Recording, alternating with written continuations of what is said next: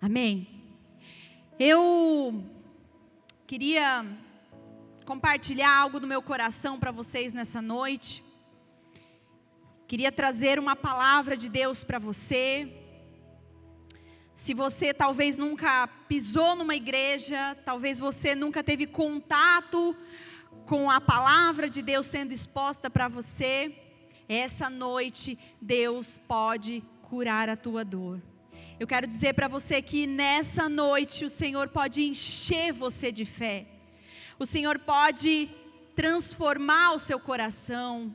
Talvez daqui possa haver transformação de casamento, maternidade, sonhos frustrados.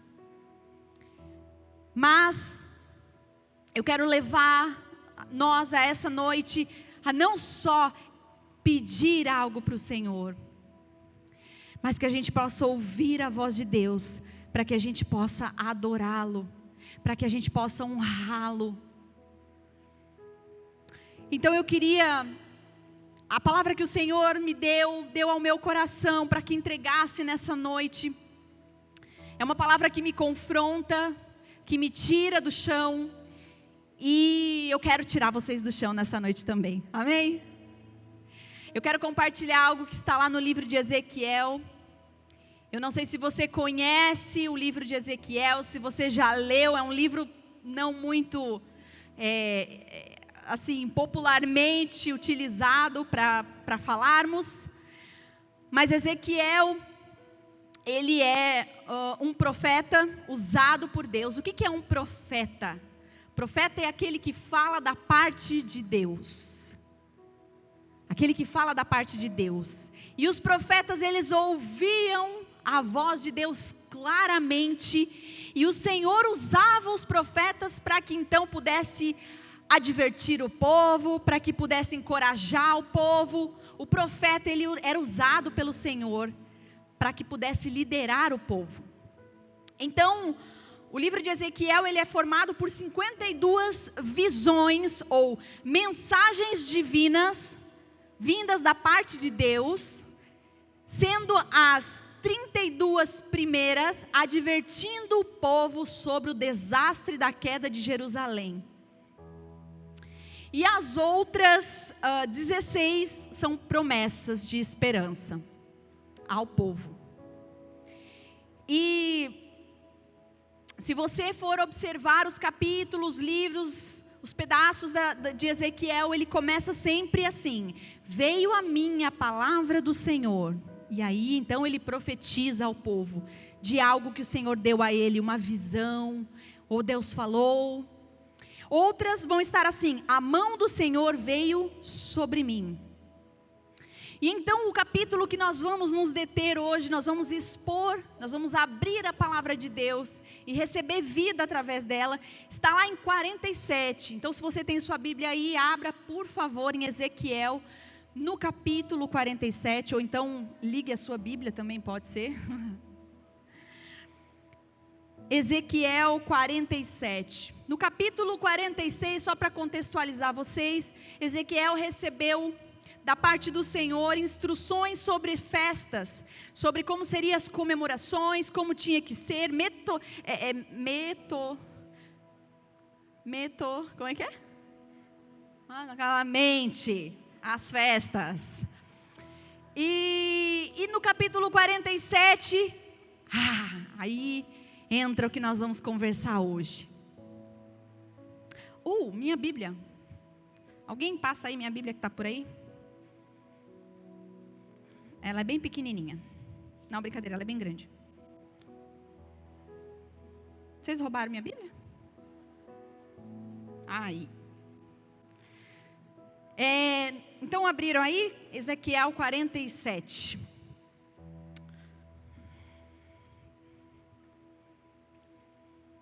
Diz assim: depois disso, ou seja, continuando aquilo que ele estava, Deus, que o profeta Ezequiel estava falando ao povo, ele estava contando sobre a visão dele no templo. Então, o homem levou Ezequiel a ter uma visão sobre o templo, sobre as partes do templo. Então ele ia ensinando, olha, fala isso para o povo, quando fizerem isso, vão até a cozinha do templo e façam isso. E aí continua no 47. Depois disso, o homem me levou de volta à entrada do templo. Ali notei que jorrava água para o leste, por debaixo da porta do templo, e passava à direita do altar, do lado sul. Ele me levou para fora do muro, pela porta norte, e me conduziu até a entrada leste. Ali viu que a água corria pelo lado sul da porta leste. Quando a Bíblia fala sobre a água da vida, a água viva, ela está falando sobre quem? Jesus. Jesus é a água da vida. Jesus é a água viva, que por onde ele passa, ele gera vida. E o versículo 1 e o versículo 2, ele fala sobre a característica dessa água que jorrava do templo. Primeiro ele fala que a água jorrava a água para o leste, e no versículo 2 ele fala, a água corria pelo lado sul. Ele está falando sobre uma água que não é morta, porque quando você olha uma fonte, não sei se vocês já viram, naturalmente uma água jorrando, você tem certeza que aquela água tem vida, que ali gera vida, ali tem peixes, ali tem vida. Eu não sei se vocês lembram da história da mulher samaritana. Quem lembra aqui da história da mulher samaritana, da conversa? Tem problema, eu posso te falar o que aconteceu ali. Existia uma mulher samaritana, inclusive foi um dos Mibilisca que a gente fez, um dos encontros de mulheres que a gente fez, procura lá na internet sobre a mulher samaritana, foi super legal o que Deus fez naquela noite. E a mulher samaritana, ela era uma mulher muito judiada pelo tempo, pela vida, ela não tinha um marido, então ela tinha vários maridos, então ninguém levava ela a sério, era uma mulher excluída das outras mulheres, ela buscava água no poço, perto do meio-dia, quando ninguém buscava água, porque o sol era escaldante. Então essa mulher, ela ia até lá, sofrida, sozinha, buscar água, para ter então, durante o seu dia, para lavar, para comer, e assim por diante. Ela ia até o poço, que ficava longe. Então ela chega, ela está a caminho desse poço para buscar água, como todos os dias, ela encontra um homem sentado à beira do poço. E ela não tem o que fazer, ela foi até lá, ela precisa estar lá, mas ela estava com medo. E ela vai se aproximando então desse poço, e quem está lá? Jesus. Jesus está lá. Jesus manda os discípulos, vão lá comprar comida, que eu quero ficar sozinho. Então a mulher samaritana chega e Jesus pede água para ela. Você pode, por favor, me dar uma água? E aí então a mulher samaritana fala, mas você está doido? Como é que você me pede água se você é um judeu e judeu não fala com samaritano? Ao ponto de que se eu pegar água com aquilo que eu tenho, com a minha vasilhinha, vocês consideram algo contaminado, ao ponto de vocês não poderem beber porque vocês estão infectados por ter tocado em algo de samaritano? E então, eu quero levar vocês em João, no capítulo 4, no versículo 13. João 4, no versículo 13... Desculpa, no versículo 10, versículo 9, diz assim: você é judeu e eu sou uma mulher samaritana, disse ela a Jesus. Como é que me pede água para beber? Jesus respondeu: se ao menos você soubesse que presente Deus tem para você e com quem você está falando, você me pediria água e eu lhe daria a água viva. Vou jogar lá para o 13. Jesus respondeu: quem bebe desta água logo terá sede outra vez, a água do poço. Mas quem bebe a água que eu dou, Jesus dá, nunca mais terá sede. Ela se torna uma fonte que brota dentro dele e lhe dá a vida eterna. Mais uma vez, Jesus sendo mostrado como essa água viva, que quando você bebe de Jesus, quando você se relaciona com Jesus, quando você pertence à família de Jesus, você não tem mais sede das coisas que não têm a ver com o Senhor Jesus. Você se satisfaz, a sua vida é plena. Ah, mas então deixa de ter problemas? Eu quero. Como é que faz? Não, continua tendo problemas, porém você é plenamente satisfeito, porque você tem um Deus que você pode confiar. Se existe água viva que jorra, que corre, existe água morta, certo? Vocês já viram água parada, morta? Aliás, água parada dá dengue, né? Que gera morte aquela. E, bom, existe a água parada. O que é a água parada? Você até pode matar a sua sede com a água parada, porém ela produz morte. Se você bebe da água viva, você produz vida em você. Mas se você bebe da água parada, produz morte. O que é essa água parada? Podem ser propostas, podem ser decisões que você está prestes a tomar com base no seu ego, na sua raiva.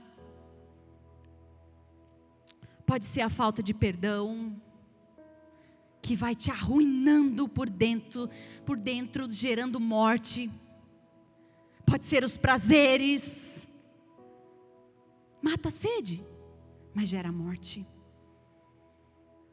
Olha que coisa incrível que diz em Jeremias 2, no versículo 11, diz assim: meu povo, no entanto, trocou o seu Deus glorioso por ídolos inúteis. O que são ídolos?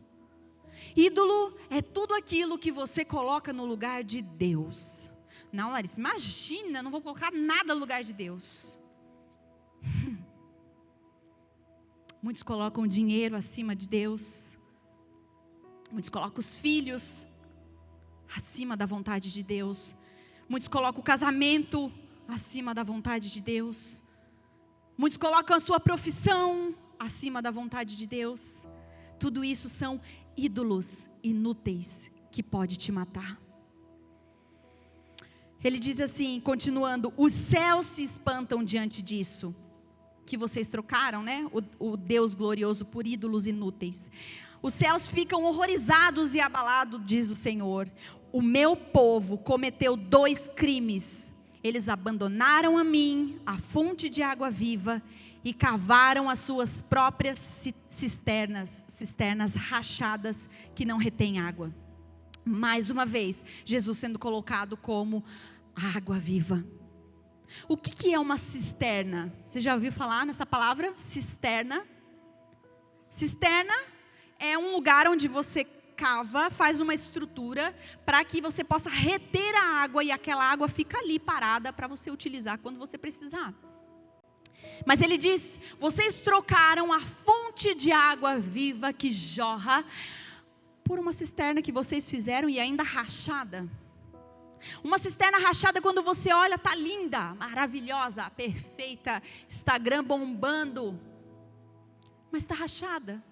Sua alma está rachada. É uma água que cai na cisterna e é sugada pela água. É uma água que você bebe, porém ela não te satisfaz, ela vai embora. Você volta a ter sede, a ter sede, a ter sede, porque não segura, não sustém essa água.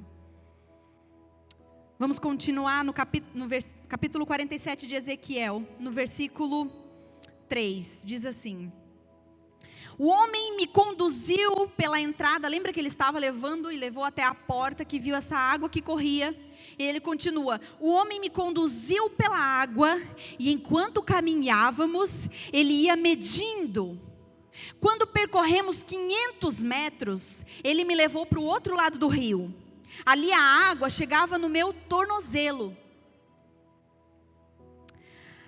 Ele mediu mais 500 metros e atravessamos o rio novamente.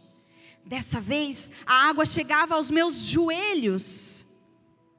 Depois de mais 500 metros, chegava à minha cintura. Então ele mediu mais 500 metros e ali a água era um rio fundo, o suficiente para atravessar a nado, mais fundo demais para atravessar a pé. Jesus é a água viva, a água que jorra, a água que corre. E na continuação desse trecho da Bíblia, nós começamos a compreender o que nós devemos fazer com essa água. Ele vai caminhando, e então a visão que ele tem é que a água bate no tornozelo. Mas ele não pode parar, porque isso não é suficiente. E então ele continua caminhando, e de repente essa água bate no joelho. O que ele está fazendo? Ele não se satisfez com algo de Jesus até o tornozelo. Isso não é o suficiente. Deus não tem para você algo raso. Deus não quer um relacionamento com você raso. Uma rasidão de experiência com Deus. Uma vida superficial com Ele. É mais ou menos assim, eu sei, Deus existe, Jesus existe. Ok, Ele lá e eu cá. O dia que eu precisar dele, eu chamo Ele. Tem muito mais. O que Ele está dizendo é, continue a nadar, ó. Continue a nadar. O que Ele está dizendo é, vai mais fundo. Vai mais fundo. Mas sabe qual que é o perigo de mais fundo com Jesus? É que chega um momento em que você não tem mais o domínio sobre você. Esse é o lugar onde eu quero chegar. E então ele vai para os joelhos. É um pouquinho mais fundo, não é? Mas eu ainda consigo andar. Mas eu ainda consigo ter o controle da minha vida. Mas ainda tem áreas que o Senhor não pode tocar. Porque isso aqui é meu. Ó, Senhor, o Senhor pode andar aqui pela casa toda, mas esse canto aqui, não. Esse aqui tu não mexe. É um pouquinho mais fundo, eu até vou na igreja. Existem alguns vícios que eu deixo guardadinho aqui. Porque ali Deus não vai. E Deus está falando, caminhe um pouco mais. Caminhe um pouco mais, busque um pouco mais. E então a água vem na cintura. Opa, cintura fica um pouquinho mais difícil. Ainda dá para caminhar? Dá. Fica um pouquinho mais pesado? Fica. Mas eu ainda posso tocar no chão. Mas, aqui existe um porém, eu já entendi que a minha vida depende do Senhor. Tem coisa que eu não posso fazer mesmo. Já entreguei minha vida para Ele. Está na cintura. Mas Ele não pede para parar por aí. Ele leva o homem leva ele na visão para que ele vá às águas profundas. Onde ele não dá mais pé. Onde as águas encobrem. Onde a dependência é completamente no Senhor. E isso é tão difícil, não é? Isso é tão difícil.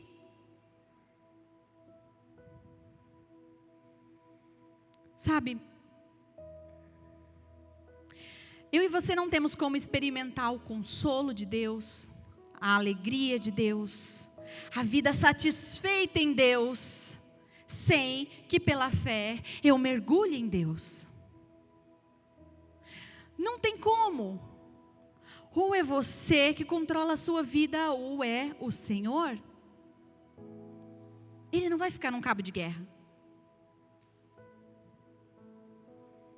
Por que Deus quer nos levar a esse lugar de confiar nele? De entregar tudo para Ele, de entregar o seu casamento para Ele, de entregar a sua história para Ele, de entregar os seus traumas para Ele, de entregar as coisas que estão engatadas, precisa ser perdoado. Porque Deus está falando que isso é bom para você. O que vai mudar? O que vai mudar se você talvez decidir confiar no Senhor, de que Ele tem as melhores coisas para você, que é filho dEle? Por que você deveria confiar nisso? Simplesmente porque quando nós somos invadidos por essa água, que é Jesus, nós somos completamente lavados. Nós somos completamente vivificados. Aquilo que estava morto gera vida. Aquilo que já tinha perdido as esperanças, volta a ter esperança. Eu já cansei de falar a minha história para vocês. Eu não ia falar minha história para vocês, mas eu vou contar só um pedacinho no final, que talvez muitos aqui já conhecem. Mas eu casei muito cedo, eu engravidei muito cedo. Quando eu casei, 5 meses depois eu estava grávida. Eu fui tomada por um turbilhão de coisas, e eu perdi as esperanças completamente no meu casamento. O meu casamento já não existia mais. Durou 3 anos. 3 anos e pouquinho isso, onde começou com violência verbal, para falar mais chique, depois é um empurra-empurra, depois é um tapa, depois eu vou pegar minhas coisas e vou embora, depois são ofensas, e assim vai. Eu não tinha mais esperança sobre o meu casamento, eu já era mãe, eu não tinha mais esperança sobre a minha maternidade. Eu olhava para os meus filhos e eu falava: vocês não me merecem. Vocês merecem algo melhor. Vocês merecem ter uma mãe de verdade, que ama o seu pai, que ama Jesus, que educa, que dá carinho, que abraça.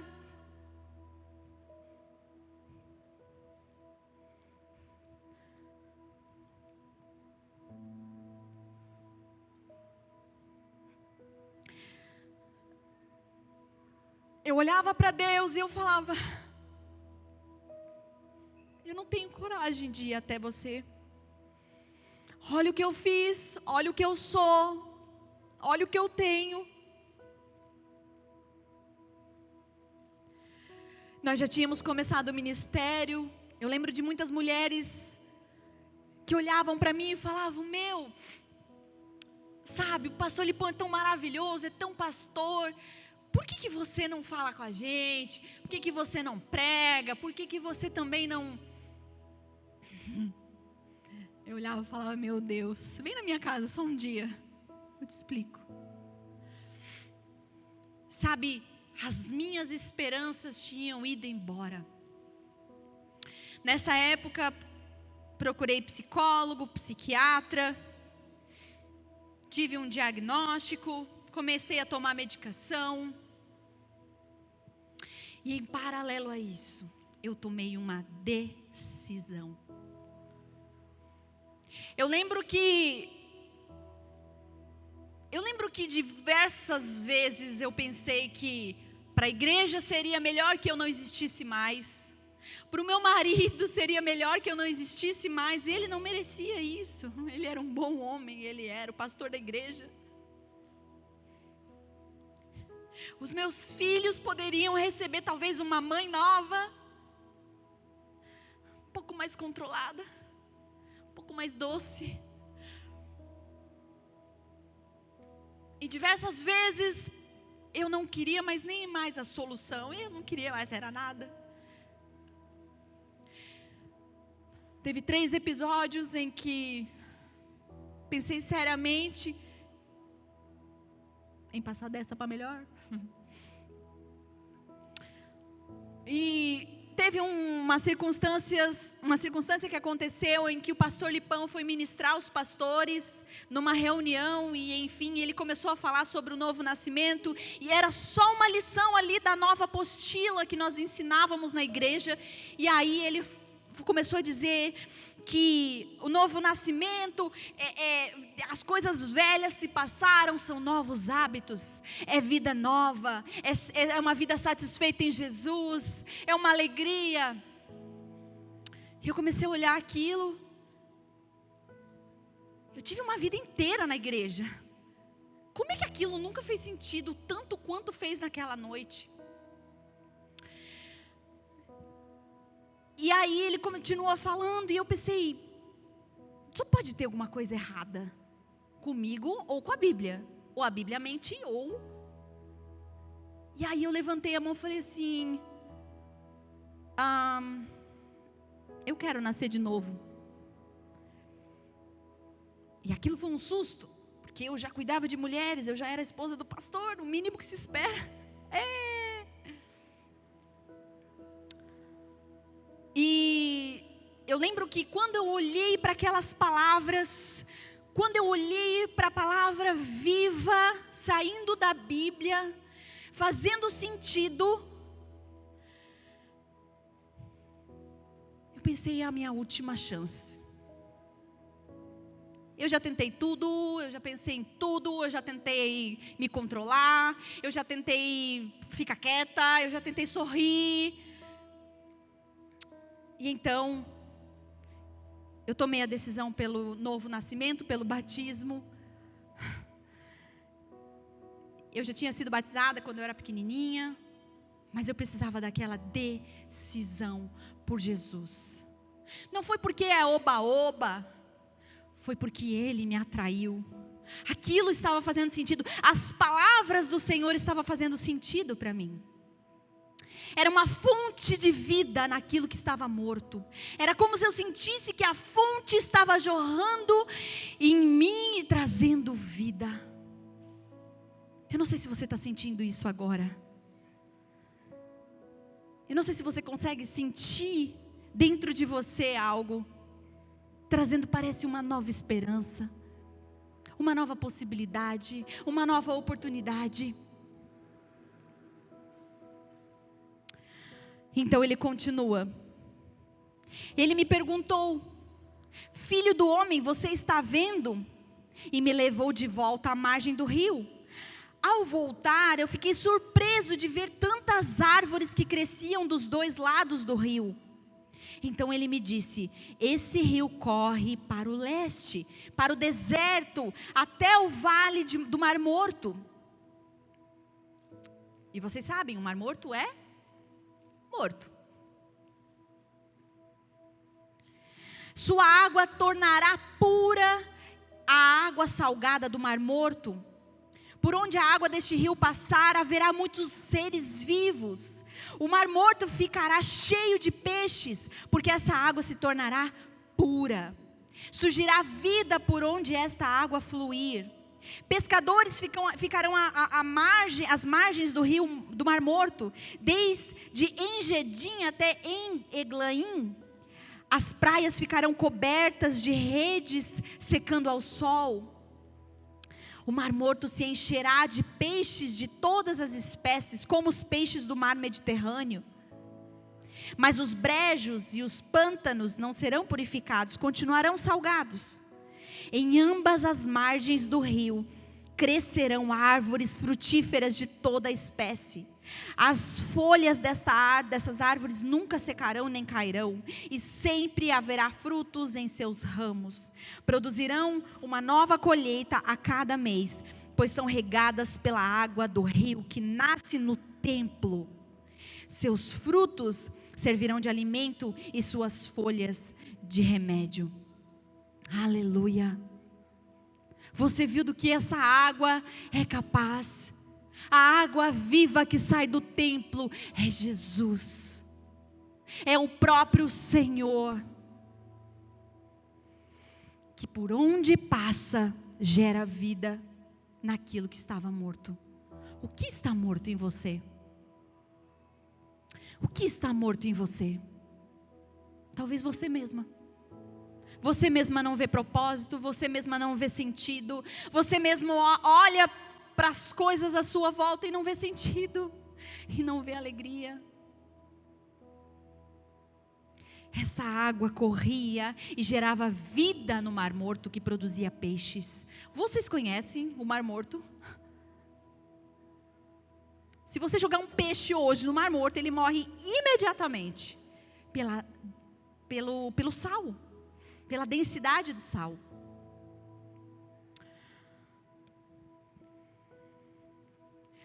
Tudo volta a ter vida quando entregamos por fé para Ele.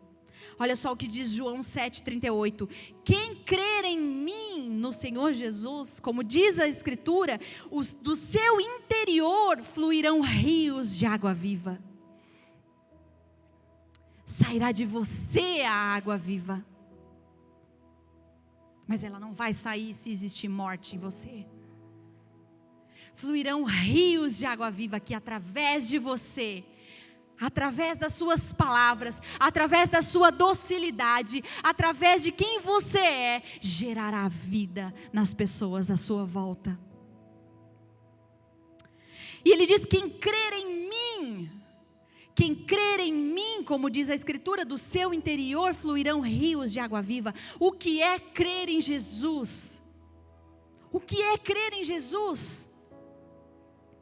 João 5, no versículo 24, diz assim: eu asseguro, quem ouve a minha palavra e crê naquele que me enviou, tem a vida eterna e não será condenado, mas já passou da morte para a vida. Quem ouve a minha palavra e crê naquele que me enviou, tem a vida eterna. Talvez você já ouviu falar muito sobre fé. E talvez você já ouviu a frase que andar pela fé em Jesus é caminhar no escuro e deixa a vida levar. Porque fé é assim, a gente não vê nada, a gente sai andando e é isso aí. Não. A fé é saber exatamente onde você está colocando o pé. Não é um bando de lunático que sai aí no escuro fazendo o que dá na telha e aí botando isso no nome de fé. Não, a fé, você sabe exatamente em quem você confia.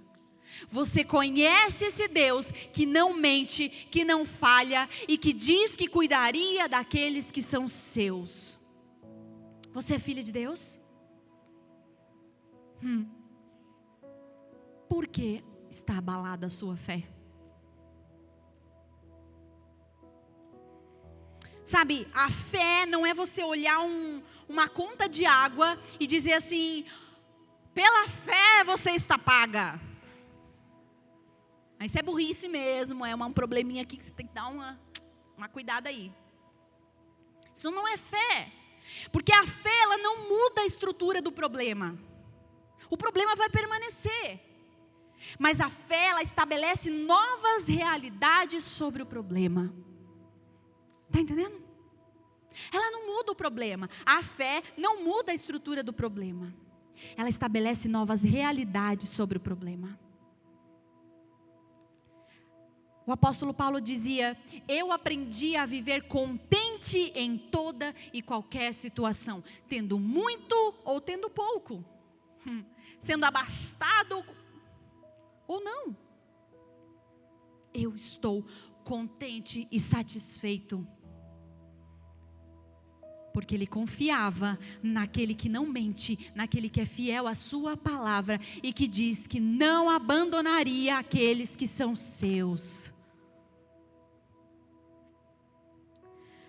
Sabe, a fé é você não depender dos seus olhos naturais, das circunstâncias, porque se nós realmente olharmos as circunstâncias, você vai ver desemprego, você vai ver faltas de possibilidades, você vai perder suas esperanças, você vai ver um futuro totalmente sem oportunidades, porque os seus olhos não veem. Mas a fé não depende dos olhos naturais e de olhar as circunstâncias. A fé, ela enxerga uma realidade espiritual, crendo em Deus. 2 Coríntios, no capítulo 5, no versículo 7, diz assim: porque vivemos por fé e não pelo que vemos. Hebreus 11, no versículo 1 diz: ora, a fé é a certeza daquilo que esperamos,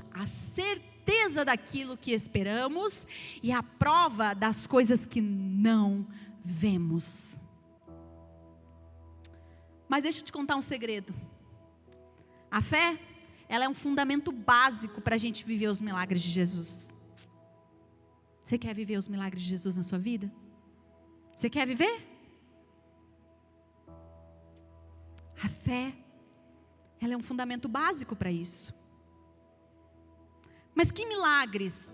Aquele que eu estou esperando, aquele que eu quero, aquele milagre lá que está difícil? Talvez não. Porque o milagre não é a satisfação dos nossos desejos aqui na terra apenas. Embora Deus é um Deus de detalhes, e Deus cuida do nosso coração.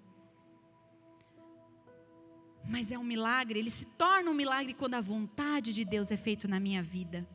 Não é crer em Deus porque Ele fez o que eu queria, mas é crer na bondade do Pai. Assim como um filho. Tem um pote de bala lá que eu insisto em colocar aquele pote de bala, porque eu estou tentando ensinar as crianças de que a bala é para visita, fica bonito, uma bomboniera ali na entrada. Mas aquilo vive vazio. E eles vivem com dor de barriga. E não sei porquê. Ai, não sei, tem dor de barriga. Foi capaz de dizer que a dor de barriga era porque ele tomou muita água. Mamãe, eu tenho que parar de tomar água porque está me dando dor de barriga. Eu falei, Eu disse para o Zion hoje: filho, não quero que você coma essas balas de iogurte. Já foi 3 sacos. Deu. Não, você não vai comer mais. Não vou, não preciso. Começou a fazer aula aula online em casa. Aí ele assim: mamãe, só mais uma, tá? Falei: não, você não vai pegar nenhuma. Mas por que você está tão má comigo? Não sei. Eu estou cuidando do meu filho. Aquilo deve estar uma maçaroca de bala de iogurte. Vamos ver como é que vai sair aquilo. E muitas vezes a gente é assim com Deus. Só mais um, Deus. E Deus está falando: eu cuido de você. Eu sei o que é melhor para você. Por mais que você ache que comer mais uma bala não tem problema. Isso é maldade de Deus, não deixar comer só mais uma bala. Qual que é o problema? Não é confiar que Deus é bom porque Ele te dá o que você quer, mas confiar que se você entregou a sua vida a Jesus, Ele está cuidando até mesmo quando você dorme. Amém? Você crê nisso? Mas muitas vezes a gente quer dar aula de Deus, já viu? Aula de Deus. Você vai orar, você vai falar: Deus, eu vou te dar um prazo, hein? Eu fico imaginando Deus. Tá. Deus, eu sei o que é melhor para mim. Eu sei que tu está andando meio ocupado, tu não está percebendo, mas eu já analisei minha vida, eu sei o que é melhor para mim. Já deu aula de Deus para Deus? Eu dou muita aula de Deus, meu Deus. Sabe, uma régua de medida sobre em quem confiamos é na hora do desespero. Na hora do desespero, do aperto, do choro, da dor, quando o chão abre, para onde é que você corre? Para quem que você corre? Desaba em ansiedade? Em brigas?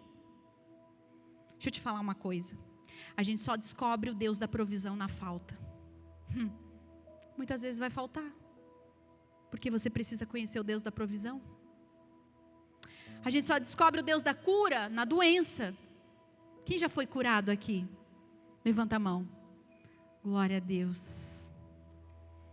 A gente só descobre o Deus do consolo no luto. Quem já perdeu aqui foi consolado pelo Senhor? Glória a Deus.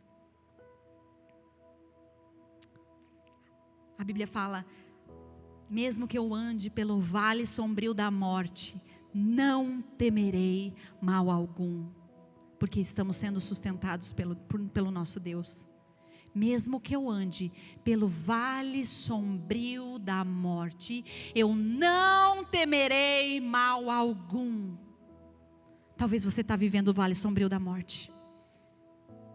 Eu quero dizer para você, não tema, não tema. Se você já é do Senhor, não tema. Ele irá te sustentar. Eu queria chamar aqui a Fer e o Tischer, por favor.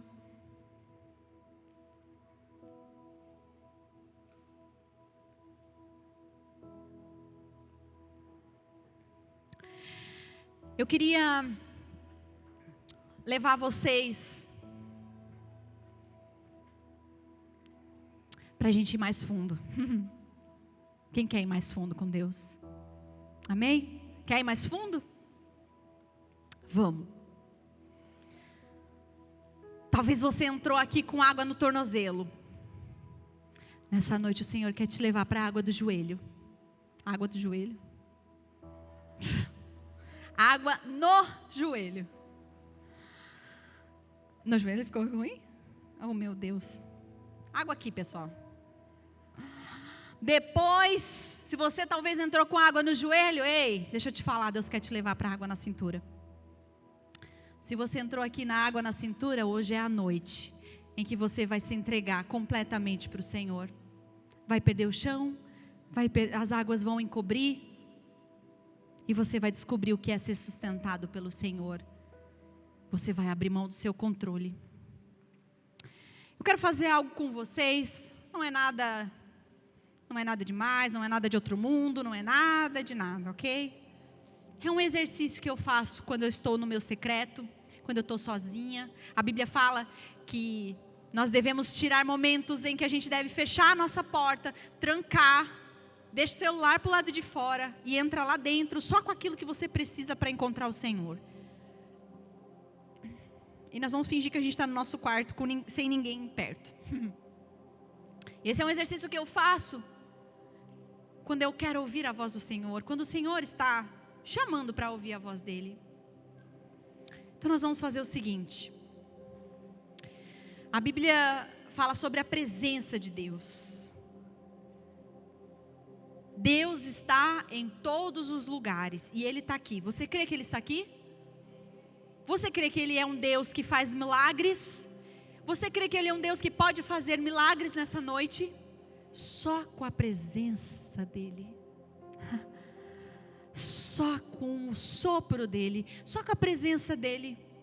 Ele pode fazer milagres. Ele pode curar. Ele pode libertar. Ele pode fazer algo novo na sua história. Então nós vamos fazer o seguinte.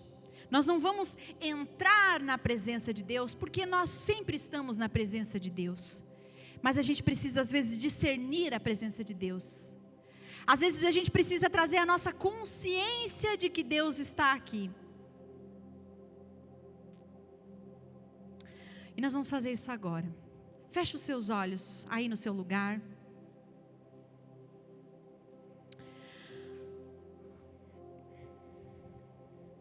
Eu quero que você respire fundo. Eu quero que você comece a discernir a presença do Senhor nesse lugar.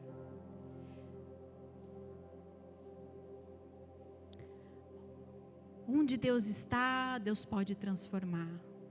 Onde Deus está, Deus pode te tocar. Não precisa falar nada. Não precisa falar com Deus. Eu só quero que você entenda que o Senhor está aqui. Comece a imaginar que Ele está sentado na sua frente, eu não sei. Se concentre, não se distraia. Eu vou ficar em silêncio, você vai com seus olhos fechados. Você vai apenas, talvez, pessoas vão sentir a presença de Deus. Mas se você não sentir a presença de Deus, não tem problema nenhum. Eu só quero que você creia que Ele está aqui. Então, feche os seus olhos, não se distraia e comece a discernir a presença de Deus.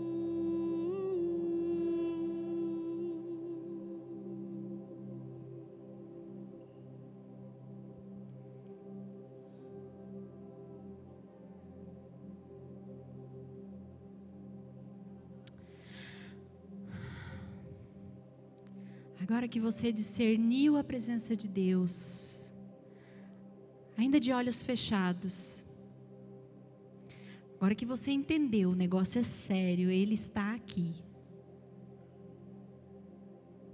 Talvez muitas já estão tendo um encontro com Deus.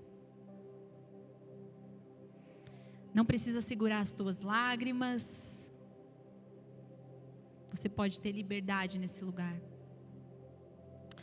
Ainda de olhos fechados. A segunda parte do meu exercício em casa é meditar. O que é meditar?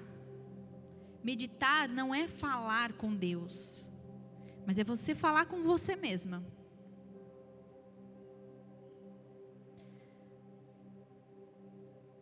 É quando você abre a palavra de Deus e você começa a perceber que não é qualquer livro, porque Deus está nesse lugar e essa é a palavra dele para a minha vida. Meditar é como Davi falando para Davi mesmo. Ele diz: aquieta minha alma. O salmista dizendo: aquieta minha alma. Ele não estava dizendo para Deus, ele não estava dizendo para outra pessoa, ele estava dizendo para ele mesmo. Ele diz também: por que está tão triste, ó minha alma? Meditar é você fazer perguntas para você mesma. É o momento de descer a palavra de Deus da cabeça, do intelecto e ir para o coração. E nós vamos fazer isso agora. Continue de olhos fechados. Você vai fazer perguntas para você mesma, em cima de Salmos, no capítulo 37, no versículo 5, você não precisa abrir, eu vou ler para você. Feche os teus olhos, a palavra de Deus diz assim: entregue seu caminho ao Senhor, confie nele, e Ele o ajudará. tornará sua inocência radiante como o amanhecer, e a justiça de sua causa como o sol do meio-dia.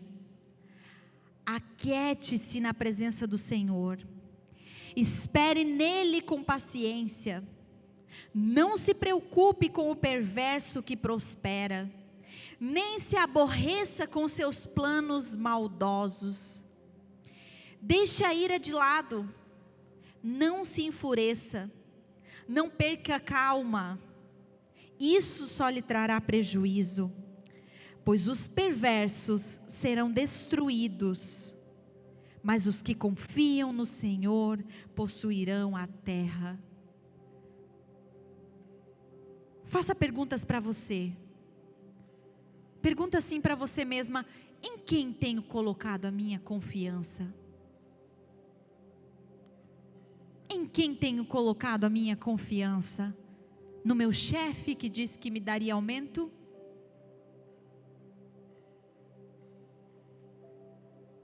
Pergunta para você. Coloque em xeque o teu coração agora.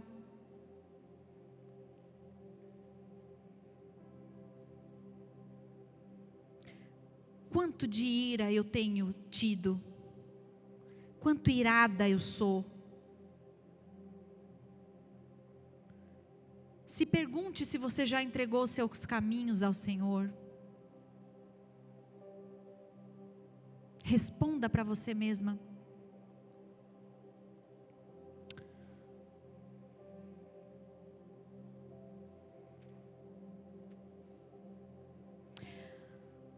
Por último, a última parte do meu exercício é fale. Fale, agora chegou o momento de você falar com Deus. Comece a dizer para o Senhor: Deus, me perdoa. Me perdoa porque eu sou uma pessoa irada. Me perdoa, Senhor, porque eu confio em qualquer outra coisa menos no Senhor. Me perdoe porque eu desconfio do Senhor, porque eu me desespero. Me perdoe pelas minhas ansiedades. Comece a dizer para o Senhor o que você quer pedir perdão para Ele. O que você quer dizer para Ele? Talvez você quer dizer: Senhor, eu estou fraca. Me ajuda, Jesus, me ajuda. Eu não sei sair desse lugar. Eu não sei sair desse lugar. Eu preciso de socorro.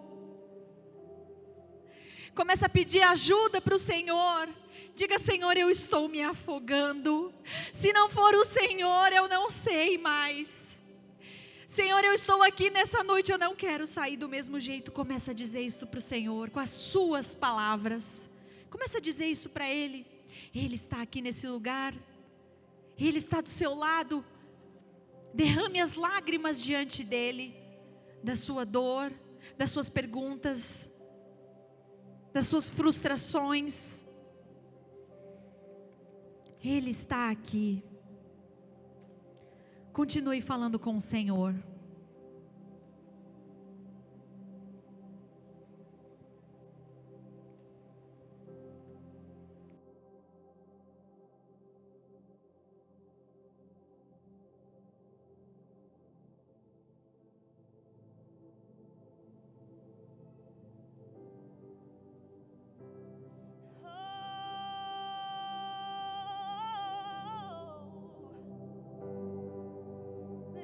Na casa do Pai a liberdade. Começa a fluir de você. Começa a fluir de você. Começa a lembrar sobre a santidade de Deus. Coloca Deus no lugar dele. Diga: Santo, Santo, Tu és santo, Deus. Tu é poderoso, Deus. Eu quero ir mais fundo com o Senhor. Eu quero experimentar algo novo com o Senhor. Começa a dizer para Ele: Ele pode todas as coisas. Ele não vai poupar nada se você não poupar nada. Se você entregar tudo, Ele se entrega por inteiro. Está nas suas mãos. Começa a sentir o Senhor te atraindo para perto dEle. Eu sinto que nessa noite tem gente sendo atraída pelo Senhor. Talvez está gerando vida onde tinha morte. Não tenha medo. Talvez você está deixando do tornozelo indo para o joelho, e Ele está dizendo: vem que tem mais, porque dessa fonte sai vida, dessa fonte sai vida. Não tenha medo. Começa a colocar os teus pés onde você nunca pisou. Ele está lá.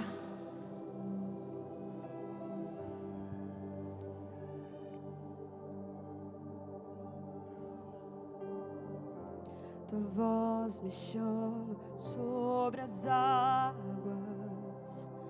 onde os meus pés podem falhar. E ali te encontro no mistério, em meio ao mar, confiarei.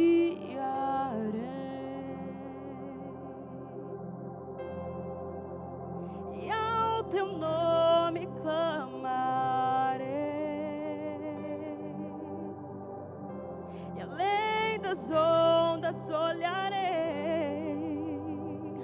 Se o mar crescer, somente em ti descansarei, pois eu sou teu e tu és meu.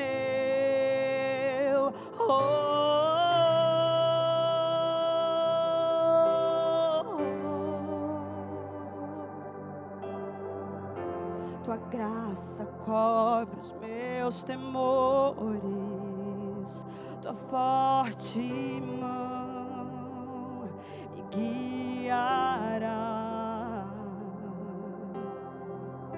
Se estou cercado pelo medo, tu és fiel, nunca vais falhar. E ao teu nome clamarei, e além das ondas olharei. Se o mar crescer, somente em ti descansarei, pois eu sou teu e tu és meu.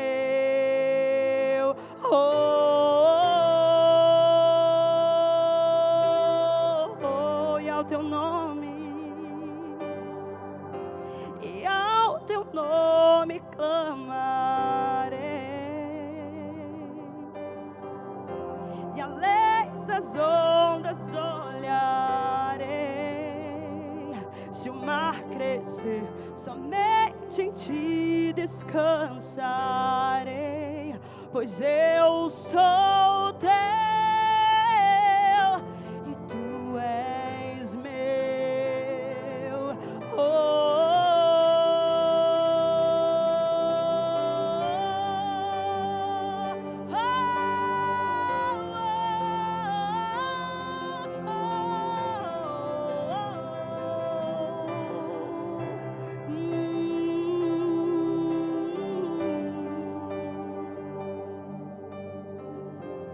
Guia-me para que em tudo em ti confie, sobre as águas eu caminhe, por onde quer que chames.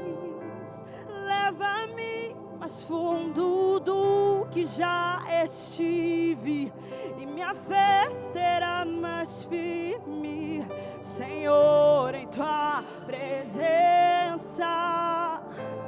Guia-me para que em tudo em ti confie, sobre as águas eu caminhe, por onde quer que chame. Leva-me mais fundo do que já estive. Coloque-se de pé no seu lugar. Coloque-se de pé no seu lugar. Você pode dizer isso para Deus. Você consegue dizer isso para o Senhor? Senhor, eu quero confiar em Ti. Me enche de fé, eu quero confiar em Ti. Eu quero ir para onde o Senhor me chamar, por mais que eu duvide. Você quer ir mais fundo com o Senhor? E minha fé será mais firme, Senhor, em tua presença. Vamos dizer mais uma vez: guia-me, guia-me, para que em tudo em ti confie. Nas águas eu caminhe, por onde quer que chame. Leva-me mais fundo do que eu já será mais firme, Senhor, em tua presença. Vamos dizer mais uma vez: guia-me, guia-me, para que tudo em ti confie. Sobre as águas eu caminhe, por onde quer que chame. Leva-me mais fundo do que já estive, e minha fé será mais firme, Senhor, em tua presença.